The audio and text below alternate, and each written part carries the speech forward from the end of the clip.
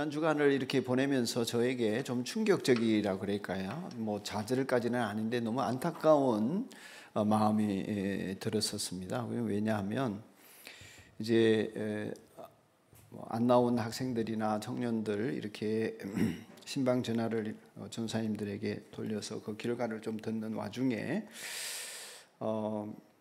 우리 청소년들이 토요일도 그렇겠죠. 토요일이 아마 다 대부분 그렇다고 하면서 들은 것 같은데 1시, 2시, 3시 이렇게 잔다는 것입니다. 그래서 내가 너무 놀랐어요. 그러니까 이제 어떻게 아침에 일찍 일어나서 나올 수 있겠어요? 그러면서 이제 들은 얘기가 뭐냐면 청년들이 보통 평일에 3시, 4시에 잔다는 거예요. 그런 청년들이 많다는 것입니다. 제가 정말 분통이 터지더라고요. 이게 우리가 그런 얘기 하잖아요. 중요한 것은 언제 다 배웠다? 옛날에 유명한 책이 있었는데 유치원 때 다 배웠다. 일찍 자고 일찍 일어나는 것이 창조의 질서이기도 하고 몸과 마음의 건강을 유지하는 데 너무나 중요한데 12시 넘어까지 깨어있다. 이건 보통 문제가 아니고 특히 그리스도인의 가정이 그렇게 산다는 것은 이건 정말 이 사순절 기간에 회개해야 될 일이라는 생각이 들어서 정말 충격을 좀 받았거든요. 더 놀라운 것은 그게 아무렇지도 않게 여긴다는 것입니다. 부모님들이 그렇겠습니까만은 부모님들도 뭐가 문제냐는 식이고 그렇다면 하나님 앞에서 잘 되기는 어렵지 않을까 이런 생각이 들면서 굉장히 마음이 힘들더라고요. 그래서 늦잠을 자서 그것도 이제 그냥 피곤해서 그러거나 아니면 고시 공부를 한다든지 무슨 일이 있어가지고 어떤 열정적으로 뭔가를 해내기 위해서 밤을 샌다든지 이런 거야 얼마나 감사한 일입니까만은 그냥 종욕으로 살고 하고 싶은 대로 하고 이런 것을 위해서 자기 그걸 뭘 하든지 간에 그렇다면 하나님 앞에 잘 되기는 어렵지 않습니까? 그럴 수는 없거든요. 그래서 회개하고 돌이키지 않으면 하나님 앞에서 잘 되는 일은 있을 수 없는 일이다 하는 생각이 들어서 우리가 좀 이 사순절 기간에 더 정신을 차려야 되겠다. 점검이 훈련이라고 평소에 목자님들에게 많이 말씀을 드리는데 그게 오지랖인 것 같지만 그렇지 않습니다. 몇 시에 자고 몇 시에 일어나는지 하루의 시간을 어떻게 쓰는지 이게 점검이 안 되면 목장 식구들이 사는 것 같지만 하나님 앞에 살지를 못해요. 그래서 영적으로 완전히 잠들어 있고 육체로 살게 되어지는 것입니다. 마음이 무디어지고 그래서 인생을 사는 것이 불안하고 공포스러워서 견딜 수가 없어요. 예배드리러 오지만 그건 예배가 안 되는 거죠. 참석하고 돌아갈 뿐이지요. 하나님과 아무 상관이 없는 것입니다. 그러면서 이 말씀을 준비하는데 하나님 주신 제목입니다. 마음이 무뎌지지 않으려면. 오늘의 말씀은 예수님께서 의외의 반응을 보이시는 것으로 시작하거든요. 오병이어의 기적을 행하시고 많은 사람들이 배부르게 먹고 거두어 드린 것이 12바구니에 넘쳤습니다. 그런데 오늘 본문 45절에 보면 예수께서는 곧 제자들을 재촉했다고 했습니다. 배를 태워 자기보다 먼저 보냈다고 했습니다. 베세다로 바다 건너가거라 이렇게 하시고 그동안에 예수님 혼자 남으셔가지고 무리를 흩어지시오 이렇게 헤쳐 보냈다는 것입니다. 이 성경의 원문은 어떤 거냐면 예수님이 굉장히 강권적으로 막 서둘러서 사람들을 밀어내어가지고 헤쳐버렸다는 것입니다. 해산 예수님 혼자 그렇게 하셨다는 거예요. 굉장히 당황스럽잖아요. 왜 이러시나 예수님께서 이제 목에 서니까 이제 저녁 집회 시작합시다 이러고 이제 횃불 켜놓고 저녁 집회 하실 만한데 흩으시는 거예요. 다른 복음서를 쭉 살펴보니까 요한복음에 이런 얘기가 있더라고요.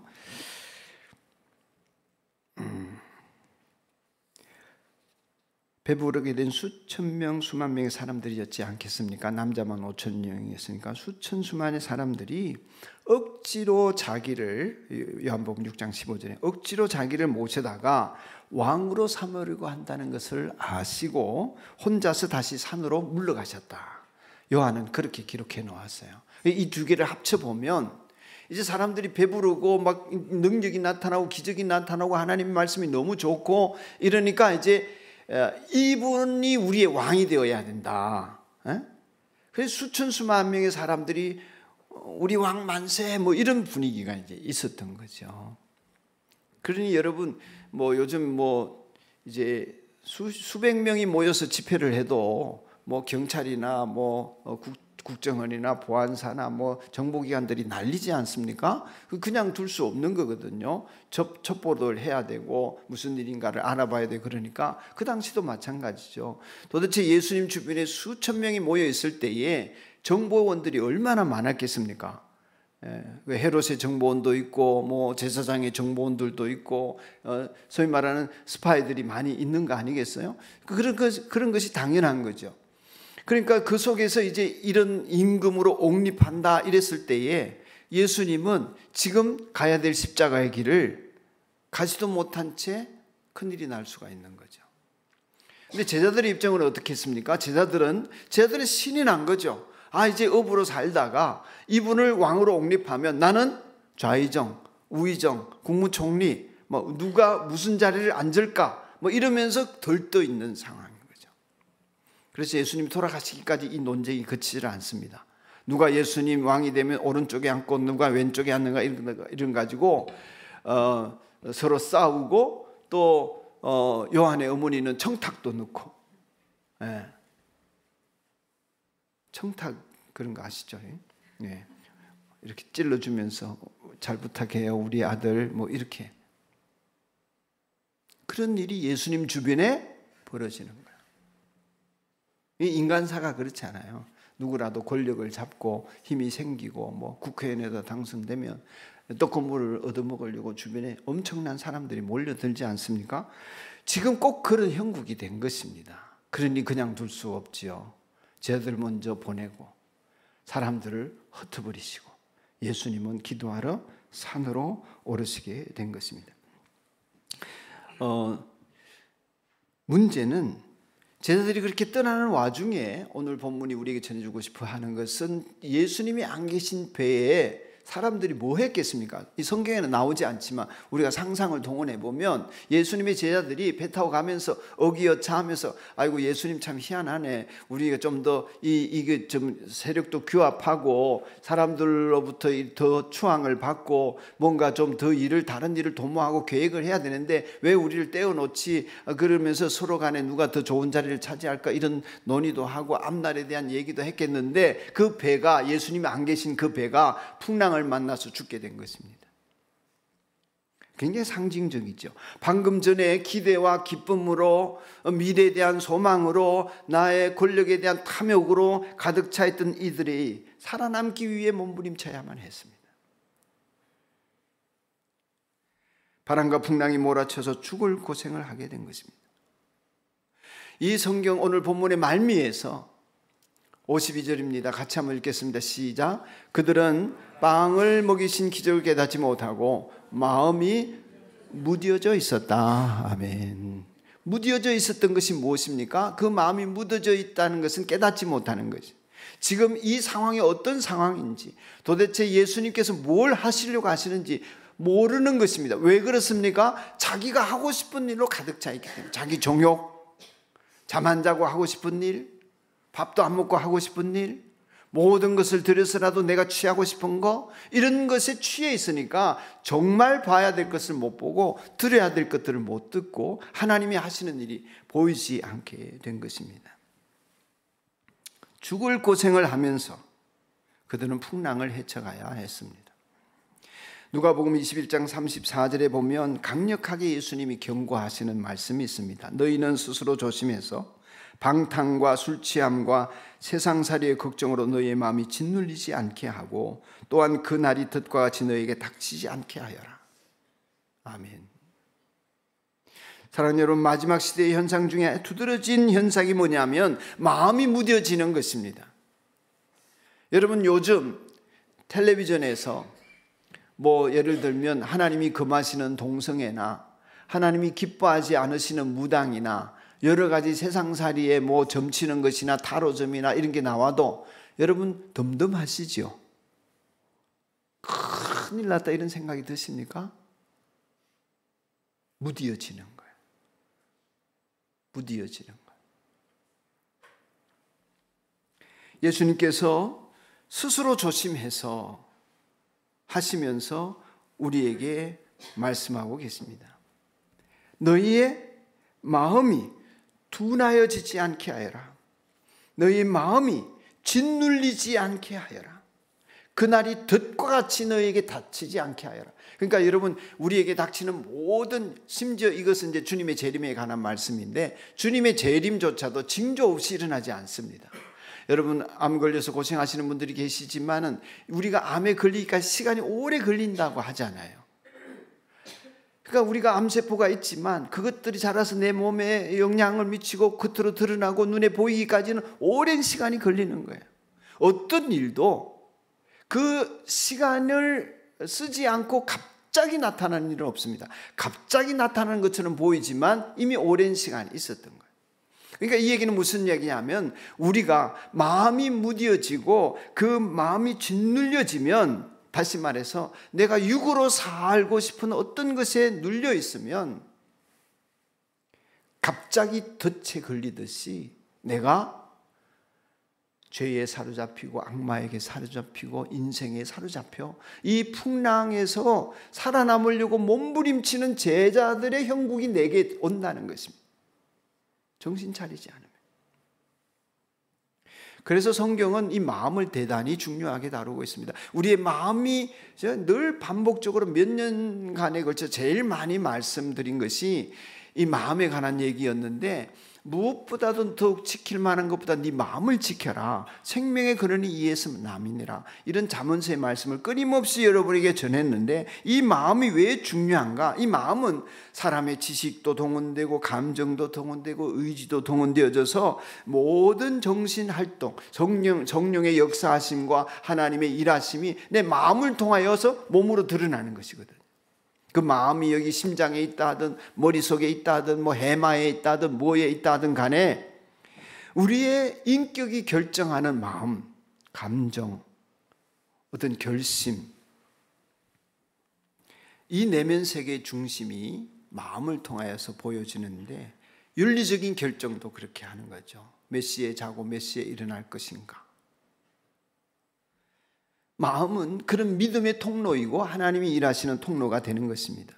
그래서 하나님은 우리의 외모보다 무엇을 감찰하신다고 하셨습니까? 마음을 감찰하신다. 그 마음을 감찰하신다는 뜻이 뭐예요? 마음을 보신다는 거 아니에요. 그 마음을 보신다는 게 뭡니까? 내가 슬픈지 기쁜지 이런 걸 보신다는 거예요? 그게 아니고, 마음을 보신다는 것은 내 동기가 뭐냐 말이에요. 동기. 그런 말을 하는 동기가 뭐냐? 예배를 드리는 동기가 뭐냐? 그렇게 돈을 벌려고 하는 동기가 뭐냐? 그렇게 사람들에게 친절한 동기, 봉사를 왜 하려고 하느냐? 예배를 왜 드리려고 하느냐? 마음의 동기를 하나님이 감찰하신다. 주의 깊게 살피신다는 것입니다.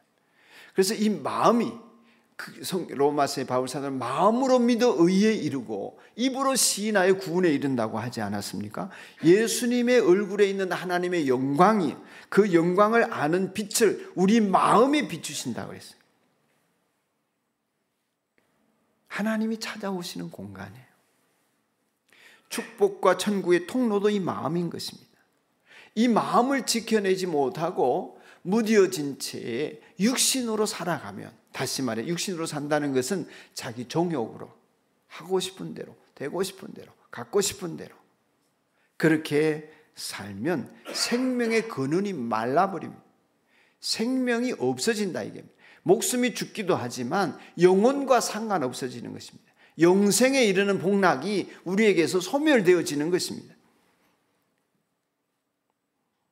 마음이 중요하다, 그런 말씀을 지금 드리고 있는 거예요. 따라서 마음이 둔하여진다는 것은 영적으로 둔감하여지고 분별력이 없어지고 지금 도대체 무슨 일이 일어나고 있는지, 하나님의 뜻은 무엇인지가 깨달아지지 않으니 이게 하나님을 믿어도 헛것이죠. 그래서 하나님과의 관계가 맺어지지 못한 채, 원활하지 못한 채 닫혀 있어서 영이 죽어가고 있는 것입니다. 그래서 이사야 선지자는 이사야서 6장에 보면 너희가 듣기는 들어도 깨닫지 못하고 보기는 보아도 알지 못하리라. 왜 그렇게 됩니까? 마음이 둔하여지니까. 뻔한 것들도 보이지 않는 거예요. 그래서 이스라엘이 멸망하는 거예요. 하나님의 말씀이 없는 것도 아니고 예배당이 없는 것도 아닌데, 예배를 안 드리는 것도 아닌데, 그들이 망해가는 것은 그들의 마음이 둔하여져서 뭘 합니까? 육신의 정욕을 위해 사는 것입니다. 어떻게 해야 우리의 마음이 무뎌지지 않고 항상 깨어서 우리 하나님이 말씀하시는 그 자리에 내가 있고 하나님이 말씀하시는 그 일을 하고 내 인생의 하루를 살아도 복이 되고 하나님께 영광이 되고 주변 사람들에게 선한 영향을 미치는 복된 인생, 행복한 삶을 살 수 있을까? 예수님 말씀하십니다. 너희는 스스로 조심해서 방탕함과 술취함과 세상살이의 걱정으로 마음이 짓눌리지 않게 하라. 방탕이 뭐예요? 방탕, 뭐 창녀랑 놀아나고 이러는 것도 방탕이겠지만은 지나친 사치, 낭비, 식욕, 탐욕, 그 과시적인 소비 생활, 남들에게 보이려고 하는 행위들, 이게 방탕한 거죠.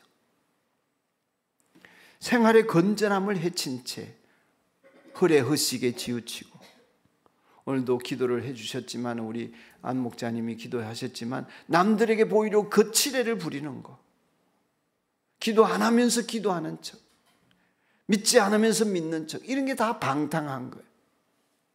그런 영적인 의주름 증상이 나타나는 거예요. 무절제하게 살죠. 속으로는 죄를 지으면서 겉으로는 아닌 척, 이런 그렇게 방탕하게 사는 것이 어디에 그런 일이 있습니까? 세상에 그런 일이 있는 거잖아요. 그러니까 그 세상의 흐름을 쫓아간 헤어나기 어려운 방탕으로 쓸려 내려가는 거, 그 방탕에 짓눌리지 않게 하라. 그리고 예수님 또 두 번째는 뭘 말씀하셨냐면 술취함의 마음이 짓눌리지 않도록 하라. 뭐 술취함만 있겠습니까? 뭐 술취함에 대해서는 더 말할 필요가 없겠는데, 오늘에는 재물에도 취하고 음란에도 취하고 오락에도 취하고 이 약물에도 취하고 온갖 것에 중독되지 않습니까? 우리를 취하게 만드는 악한 요소들이 도처에 넘쳐나는 거예요. 이렇게 세상에 취하면 마음이 둔하여지고 신앙은 멀어지는 거죠. 우는 사자와 같이 그렇게 사방에 쥐레밭을 놓고 우리를 쓰러지게 넘어지게 하는데, 우리는 무방비로 마음 가는 대로 살아간다면 우리는 하나님의 역사에 참여하지 못한 채 이 배를 젓느라고, 풍랑에 노를 젓느라고 바람을 이겨내려고 애쓰는 제자들처럼 예수님이 없는 상황에서 무지무지 고생을 하는 인생을 살게 될 가능성이 너무나 농후해지는 것입니다. 신앙을 멀리하고. 세 번째로는 어떻게 깨어 있어야 되냐 할 때 예수님이 하신 말씀은 뭐냐면 세상살이의 걱정으로 마음이 짓눌리지 않게 된다. 여러분, 이건 참 어려운 일이에요. 세상살이의 걱정에 마음이 눌리는 법이에요. 자연스러운 거예요. 깨닫지 못하면, 영원한 나라를 향한 소망과 하나님을 보는 눈이 없으면 우리는 매번 염려, 근심, 걱정에 시달립니다. 살다 보면 그것이 없을 수 없죠. 때로는 하나님이 없는 듯 보이고 그렇게 막 두려워하게 돼요. 두려움이 크면 하나님 잊어버려요. 문제만 커지는 것입니다. 이런 영적 장애물들이 우리에게 있기 때문에 마음이 눌려지게 되는 거예요. 그러면 둔하여집니다. 하나님이 가라 하시는 음성도 안 들리고 하라 하시는 일에 대해서도 깨닫지 못하고 자기의 종욕대로 그냥 사는 거죠. 예수님께서 그렇게 해서 자기의 종욕으로 가득 차서 바람과 이 풍랑을 거스르려고 애쓰는 그들에게 무리를 걸어 오십니다. 왜냐하면 예수님이 보고 계셨거든요. 48절에 보면 같이 한번 읽읍시다. 시작. 그런데 예수께서는 그들이 노를 젓느라고 몹시 애쓰는 것을 보셨다. 바람이 거슬러 불어왔기 때문이다. 이른 새벽에 예수께서 바다 위를 걸어서 그들에게로 가시다가 그들을 지나쳐 가려고 하셨다. 아멘. 문제는 예수님이 보고 계셨는데 제 아들은 자기의 노력으로 두려움을 이겨보려고 애쓰는 속에서 혼신의 힘을 기울이고 있으니까 마음이 둔하여진 채로 예수님이 안 보이는 겁니다. 예수님이 그냥 지나가려고 하세요. 무섭지 않습니까? 여러분 마음이 무뎌진 채로 여러분 인생 살아보려고 애쓰면 주님이 그냥 썩 지나가세요.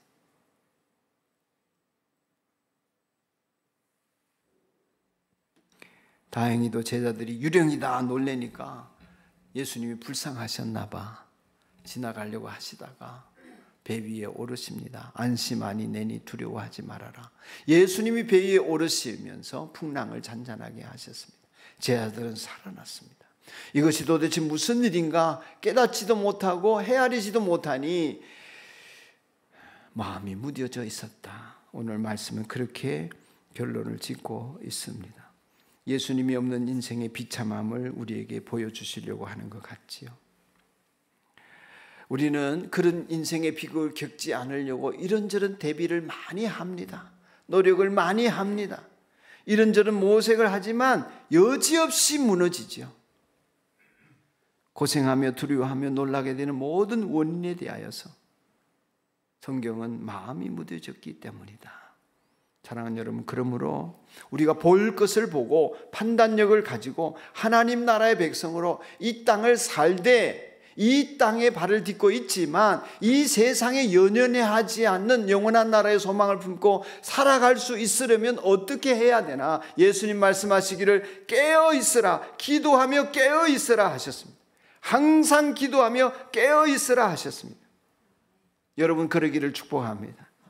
우리가 어떻게 해야 되나? 어떻게 해야 깨어 있을 수 있나? 여러분은 장차 올 이 모든 일을 능히 피하고 인자 앞에 서도록 항상 기도하며 깨어 있으라. 다른 길은 없나요? 없습니다. 아유 목사님 맨날 입만 열면 기도 하시는데 오늘도 그 소리이십니까? 예, 그 소리입니다. 기도하시는 예수님의 모습에서 알게 됩니다. 예수님 어디 가셨다고 했습니까? 46절에 그들과 헤어지신 뒤에 예수께서는 기도하시려고 산에 올라가셨다. 아멘. 무슨 일에나 예수님은 기도를 우선으로 생각하셨습니다. 그러니 우리도 기도를 우선으로 생각하셔야 합니다. 아무리 강조해도 지나침이 없습니다. 왜 자꾸 강조합니까? 아무리 강조해도 안 하니까. 어느 정도 해야 됩니까? 나 기도 좀 하는 것 같은데요.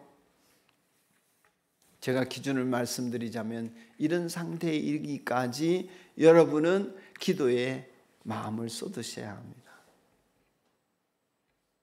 어떤 상태냐면 스스로 더 기도하고 싶어서 견딜 수 없는 마음이 들 때까지.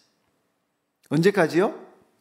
스스로 더 기도하고 싶어서 견딜 수 없는 마음이 들 때까지. 들으면서 기도에 대해서 연습하셔야 합니다. 기도하러 가시는 예수님의 모습은 예수님의 지혜, 예수님의 능력, 예수님의 신실, 예수님의 사랑, 예수님이 하시는 모든 일의 근원이 어디에 있는지를 보여줍니다. 예수님은 언제든지 지혜의 근본이신 하나님 한 분만을 바라볼 수 있는 장소로 나아가셨습니다. 그분만이 나를 지배하시는 그 자리로 나아갔습니다. 거기서는 어떤 어려운 난관도 더 이상 문제되지 않는, 십자가의 처형도 더 이상 문제가 되지 않는, 여러분 그렇게 될 수 있는 환경이 있는 것이 아니라 하나님 앞으로 나아가서 기도하면 내 마음이 그 환경들을 이겨내도록 깨어나고 내 마음이 바뀌어지는 것입니다. 어려운 난관도 더 이상 문제될 수 없는 그 자리로 예수님이 나아가셨고 그래서 십자가를 질 수 있으셨습니다. 그것이 우리에게 보여주신 길입니다. 기도하는 가운데 내 마음이 변해서 깨어있게 되는 것입니다. 그러기에 예수님은 말씀을 많이 전파하시면서도 기도하셨습니다. 기적을 행하시면서도 기도하셨습니다. 자주 기도하셨습니다. 오래 기도하셨습니다. 홀로 기도하셨습니다. 새벽까지 기도하셨습니다. 밤이 새도록 기도하셨습니다. 지금도 우리를 위해 기도하고 계십니다. 그러니 우리에게 예수님이 하신 일은 기도 없이 행하신 것이 없음을 보여주시는 것이고, 우리가 그리스도인으로 살아갈 길이 그 길임을 알게 하신 것입니다. 예수님이 그렇게 하셨는데 마음을 지키는 능력의 원천이 거기에 있음을 아시고 예수님도 기도하셨는데, 내 마음이 고민하여 죽게 되었도다 하시면서 기도하러 가셨는데, 기도 외에는 이러한 유가 나갈 수 없다고 하시면서 기도하셨는데, 우리는 어떻게 해야 합니까? 여러분, 일을 제쳐놓고 기도하셔야 합니다. 직장 빠지고 기도하셔야 돼요. 빠질 수 있잖아요. 그렇게 해보신 일 있으세요?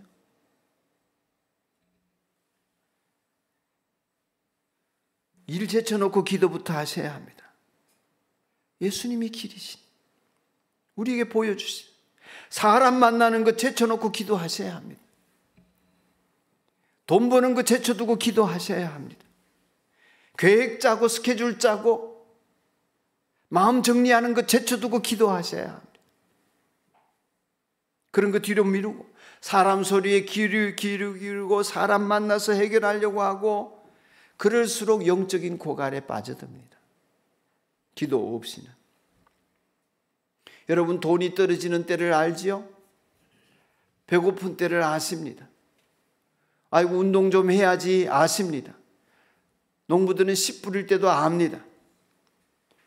배고픈 때도 알고 운동할 때도 알고 돈이 떨어진 때도 아는데, 내 영혼의 굶주림은 왜 그렇게 모릅니까? 둔하여져서. 왜 기도에 갈망이 안 생깁니까? 둔하여져서. 왜 둔하여집니까? 내 육신의 정욕이 나를 뒤덮고, 세상의 근심과 세상살이의 걱정이 나를 짓누르니까 기도보다 앞서서 하게 되는 것입니다. 그리스도인으로 어떻게 살아야 할지, 세상살이를 어떻게 감당해야 할지 누가 압니까? 여러분 압니까? 여러분 내일 어떻게 살아야 할지 아세요?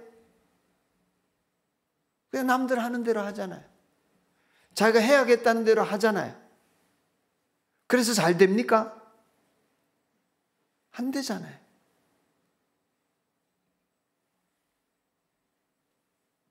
누가 압니까? 하나님이 아시지 않습니까? 하나님이 아시죠. 나의 길 오직 그가 아시나니, 찬송은 은혜롭게 부르지요. 그러면 그 길을 물어야죠. 알 때까지 묻고, 확신이 들 때까지 묻고, 대답하실 때까지 묻고, 그냥 주여 가르쳐 주시옵소서 하고 눈 뜨면 알려주십니까? 그 정도로 여러분이 신령하십니까? 5분만 기도해도 깨달아집니까? 아닌데 왜 그런 척 하십니까? 자기 체면을 거는 게 기도입니까? 자기 확신을 다짐하는 게 기도입니까? 다 안다고 생각하면서 기도하지 않습니다. 그러니 여러분, 제발 부탁합니다. 깨어 일어나십시오. 제발 깨어나십시오. 제발 일어나십시오. 예수님의 이름으로 명하노니 깨어 일어날지어다. 일어나십시오. 목자 목녀 여러분, 교사 여러분, 그리스도인 여러분, 우리가 하는 일은 생명을 구원하는 일이에요. 내 생명도 살리고 다른 사람 생명도 살려야 돼요. 이 일은 기도로만 열매를 맺을 수 있습니다. 여러분이 친절하게 잘해준다고 구원받지 못합니다. 기도 가운데 하나님의 뜻에 대한 마음이 묻어지지 않도록 깨어 있어서 그 하나님의 인도하심을 받는 과정을 통하여서 하나님이 성령의 열매를 맺고 영혼구원의 열매를 맺게 하십니다. 그렇게 되기를 축복합니다. 예수님이 기도하셨습니다. 한 가지 더 말씀을 드리면, 그렇게 깨어 무뎌지지 않으려면 우리 주님이 늘 지켜보신다는 믿음을 가지셔야 합니다. 우리 주님이 늘 어떻게 하고 계신다? 지켜보고 계신다. 주님이 입에 안 계셔도, 어려운 상황이 와도, 어려운 상황보다 더 우리를 힘들게 하는 것은 아무도 나를 돕는 이 없네 이러는 겁니다. 그렇지 않습니다, 여러분. 오늘도 샤마임 찬양팀에서 누군가 널 위해 기도하네 그러지 않아요? 누가 기도합니까, 여러분 위해서? 기도하는 거 느끼세요? 누구보다도 성령님이 여러분 안에서 탄식하시고, 우리 예수님이 하나님 보좌 오른편에서 여러분을 위하여 중보하고 계심을 믿으셔야 합니다. 아무도 없는 풍랑 속에서도 그분이 나를 위하고 계시다, 나를 지켜보고 계신다. 이 믿음이 있으면 두 가지 생각이 들죠. 하나는 불편해라, 불편해라, 싫다, 나 좀 가만 내버려 두지. 노래방에서도 지켜보고 계시고, 술집에서도 지켜보고 계시고, 영상을 보고 있을 때도 지켜보고, 민망해라. 그런 쪽입니까? 아니면 감사합니까? 든든합니까? 소망이 넘칩니까? 용기가 생깁니까?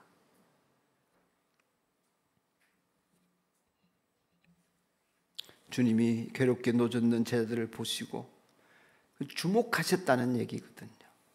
추적하여 살피신 것입니다. 그리고 문제를 해결해 주셨습니다. 제자들은 몰랐지만 주님은 다 보고 계셨습니다. 여러분을 지켜보고 살려내려고 하시고, 이렇게 세우려고 하시고, 안전하게 하시려고 하시고, 영원한 나라에 이르도록 하시고, 지금 죽어도 영생을 얻도록 해주시고, 그 일을 위해 주님은 여러분을 지켜보고 계십니다. 믿으시기 바랍니다. 이렇게 우리가 영적 무감각에 빠지지 않으려면 적절한 믿음의 태도와 기도의 생활을 가지고 주님 앞에 나아가야 합니다. 안심하니 내니 두려워하지 말라. 언제나 지금의 여러분의 풍랑은 이 또한 지나갈 것입니다. 문제는 깨닫지 못하는 내 마음이에요. 바람도 그쳐질 것입니다. 풍랑도 가라앉을 것입니다. 그러나 내 모든 문제 속에서 주님이 드러나셔야 합니다. 주님이 하셨다 말할 수 있어야 합니다. 주님이 역사하신다 간증할 수 있어야 합니다. 문제만 지나가면 고통뿐이 더만 남습니까? 여러분에게 주님이 남게 되기를 축원합니다. 모든 생활 가운데서 주님이 드러나시도록 우리 늘 깨어 마음이 무뎌지지 않고, 그래서 사명적 존재로 살아가기를 축원합니다.